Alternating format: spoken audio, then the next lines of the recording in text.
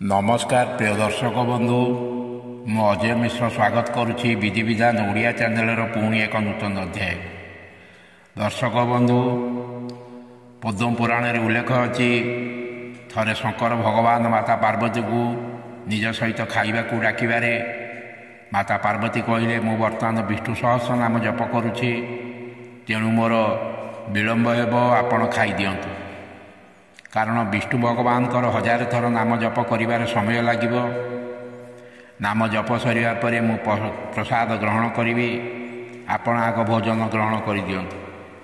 यह शुणी भगवान शंकर उत्तर देले ए हजार नाम जप बदल एभली एक नाम को गोटे थर जप करिबारे से हजार नाम जप करिबार फल प्राप्ति हो।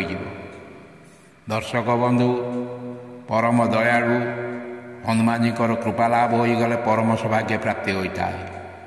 संसार में एभली कौन दुर्लभ वस्तु नहीं जहाँ प्राप्ति न हो। हनुमान जी कृपा लाभ हेले प्रभु श्रीराम दिव्य दर्शन लाभ हो।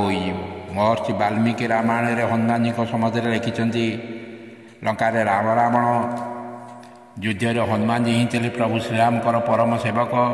तेणु जीवन में परम सुख सौभाग्य प्राप्ति निमंते प्रभु श्रीराम शरणापन्न होबार आवश्यकता नहीं। प्रभु श्रीराम भजन कीर्तन करी प्रभु को कष्ट देवार प्रयोजन नहीं। सबकि परम वीर हनुमान जी द्वारा ही संभव। जो मैंने प्रभु श्रीराम शरणागत होता हनुमान जी छत्र छाया तले आश्रय प्रदान करता। दर्शक बंधु कौन कार्यपाई प्रभु श्रीराम को हनुमान जी कष्ट देवा चाहती नहीं।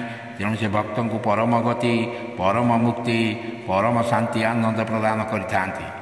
संसार में व्यक्तिटे जितेबाला निजर सुख समृद्धि कामना करें संसार में एभली किसी दुर्लभ जिनस प्राप्ति करने आशा करें तेरे व्यक्ति को निश्चय हनुमान जी शरणापन्न होगा उचित। हनुमान जी आशीर्वाद पाइबापी कृपा लाभ करने हनुमान चालीसा प्रतिदिन पाठ करा विधेय। सन्थ तुलसीदास हनुमान चालीसा कहते जो शत बार पाठ कर कोई छुटई बंदी महासुख होई। जो व्यक्ति जो भक्त दृढ़ भक्ति निष्ठार सह 100 थर हनुमान चालीसा पाठ करती से निश्चय समस्त बंधन मुक्ति पाई था। किसी व्यक्ति मध्य प्रति मंगलवार कि शनिवार दिन 100 थर हनुमान चालीसा पाठ करती आउ किसी व्यक्ति मध्य प्रतिदिन 100 थर हनुमान चालीसा पाठ करती। जेपरी मिठाटीर बास्नार पिंपड़ी मैंने धाड़ी बांधि चली आसती सेहीपरि हनुमान चालीसा पाठर एभली एक दिव्य शक्ति जहाँ प्रत्येक भक्त को निज आड़ को टाणी थाए। किंतु प्रतिदिन 100 थर पाठ करवा कि प्रति मंगलवार बा शनिवार दिन 100 थर पाठ करवा निश्चय एक कष्टसाध्य विषय। मझिरे विभिन्न समस्या देखा दे पारे केवे समयर अभाव तो केवे शारीरिक पीड़ा एपरी अनुष्ठान को रीतिमत चालू रखापी बाधक साजिबार संभावना देखा देता है।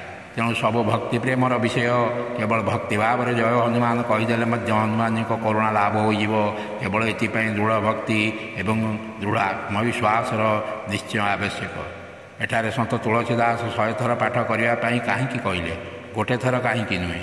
आपणकर कौन व्यक्ति पाखे कम अच्छी आपण से व्यक्ति पाखक गले आपणकर कम करदेवाई कहले से व्यक्ति कहले आपण आसतु मु आपण काम कही करदेवी तापर आपण चली आसिले आपण परे अन्य यही व्यक्ति आसिले यही कथा कहले एवं आपण कथा को से भूली गले। आपण अपेक्षा करी पुणी थरे गले से एका कथा एत जातु मु निश्चय आपण काम करदेवी से एका अवस्था आपणकर से काम निश्चय हेब।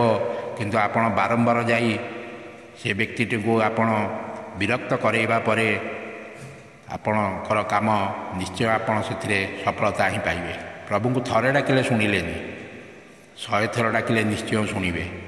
ये कली जुगे नाम जप तप करिबारे तुरंत सफलता मिलता है।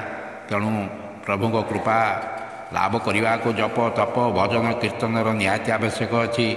तेणु बड़ बड़ साधना आवश्यकता पूर्ण करने आम समर्थ नहूँ। तेणु भगवान एपरी एक छोट छोट नाम को नहीं आपण जेकोसी अवस्था एपरिकी रोगीटे रोग शज्यार पड़ रही नाम को जप करें जो थे कि आपण संपूर्ण पुण्य फल पाई पारे। हनुमान चालीसा एभली एक चौपाई जहाँ केवल पाठ करी आम संपूर्ण हनुमान चालीसा पाठ करार फल प्राप्ति हो पार। यह कौन मनगढ़ा कहानी नुहे। शास्त्र प्रमाण अच्छी बड़ बड़ महामंत्र को ବଡ଼ ବଡ଼ ସାଧନାକୁ କିପରି ଆମେ ସଂକ୍ଷିପ୍ତ ଭାବେ ଏହାକୁ ପ୍ରୟୋଗ କରି ପୁଣ୍ୟ ଫଳ ପାଇପାରିବା ସେ ବିଷୟରେ ଉଲ୍ଲେଖ କରାଯାଇଛି।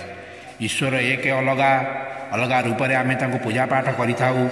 ଭଗବାନ ଶିବ ପାର୍ବତୀଙ୍କୁ କହୁଛନ୍ତି 1000 ଥର ବିଷ୍ଣୁଙ୍କ ନାମ ଜପ କରିବାରେ ଯେତିକି ପୁଣ୍ୟ ଫଳ ମିଳିଥାଏ, ରାମ ନାମକୁ 3 ଥର ଜପ କରିବାରେ ସେହି ପୁଣ୍ୟ ଫଳ ପ୍ରାପ୍ତ ହୋଇଥାଏ। ଯଥାର୍ଥରେ କୁହାଯାଇଛି ରାମ ରାମେତି ରାମେତି ରମେ ରାମେ ମନୋରମେ ସହସ୍ର ନାମ ତତୁଲ୍ୟଂ ରାମ ନାମ ବରାନନେ। ଏହି 3 ଥର ରାମ ରାମ ରାମ ନାମକୁ ଜପ କରି ମାତା ପାର୍ବତୀ ଭଗବାନ ଶଙ୍କରଙ୍କ ସହିତ ପ୍ରସାଦ ସେବନ କରିଥିଲେ। ସେହିପରି ହନୁମାନ ଚାଳିଶାରେ ଥିବା ଏପରି ଏକ ଶକ୍ତିଶାଳୀ ଚଉପାଇକୁ ପାଠ କରି ଆମେ ସମ୍ପୂର୍ଣ୍ଣ ହନୁମାନ ଚାଳିଶା ପାଠର ପୁଣ୍ୟଫଳ ମଧ୍ୟ ପାଇପାରିବା। ଜୟ ଜୟ ଜୟ ହନୁମାନ ଗୋସାଇଁ କୃପା କରହୁଁ ଗୁରୁ ଦେବ କି ନାହିଁ। ଆପଣ ଯଦି ହନୁମାନ ଚାଳିଶା ପାଠ କରିବାରେ ସମର୍ଥ ହୋଇପାରୁନାହାନ୍ତି ତେବେ କେବଳ ଏହି ଚଉପାଇଟିକୁ ପାଠ କରନ୍ତୁ। ଶେଷରେ ଏତିକି କହିବାକୁ ଚାହୁଁଛି ଯେ ଏଥିପାଇଁ ଆପଣଙ୍କର ଦୃଢ଼ ମନୋବଳ, ଦୃଢ଼ ଶ୍ରଦ୍ଧା, ଭକ୍ତି, ବିଶ୍ୱାସ ଏବଂ ନିଷ୍ଠାର ଆବଶ୍ୟକ। ଦର୍ଶକ ବନ୍ଧୁ କମେଣ୍ଟ ବକ୍ସରେ ଲେଖିଦିଅନ୍ତୁ ଜୟ ହନୁମାନ, ଜୟ ଶ୍ରୀରାମ। ରହୁଛି, ଧନ୍ୟବାଦ, ନମସ୍କାର।